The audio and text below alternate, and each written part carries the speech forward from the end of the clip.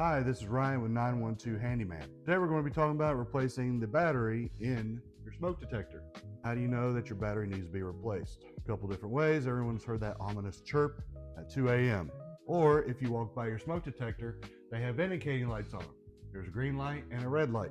If it is green, you're good. If it is red or red and flashing, it means that either that smoke detector or other smoke detectors in the home, if they are interconnected, one or more of them is having an issue.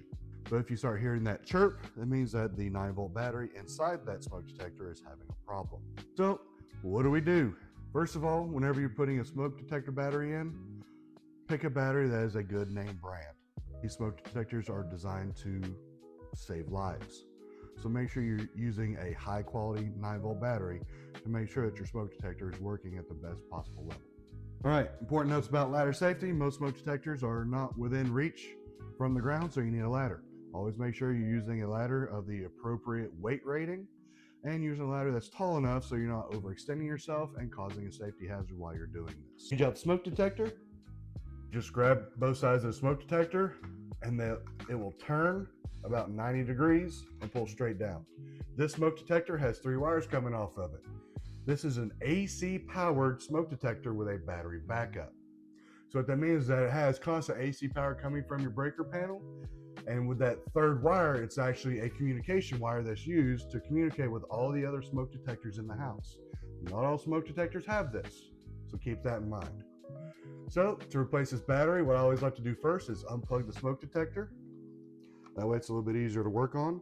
The battery compartment has this little arm on it. You just pull that little arm and the battery compartment comes out. You take out the old battery, put in the new battery, and you need to pay attention to the polarity. These batteries only go in right one way. So if you're trying to put the battery in and this door doesn't close, you're not putting it in correctly. You need to make sure that the polarity is correct. So you put your battery in, snap that door back in. Most time you'll get a quick chirp to let you know that it now has power. This connector only plugs in one way. There are 3 pins on this one, but it's keyed so it only plugs in one direction. Plug it back in, twist it back into place 90 degrees, and again you can look at the indicator, make sure you have a green light, and you're ready to rock and roll. When it comes to battery disposal, don't just throw them in the trash can. You can actually take them to waste disposal facilities and they have a specific place to put batteries to make sure that these don't end up in landfills and possibly cause fires or chemical leaching issues in the ground. So make sure you dispose of batteries properly. As always, like and subscribe. Have a wonderful day.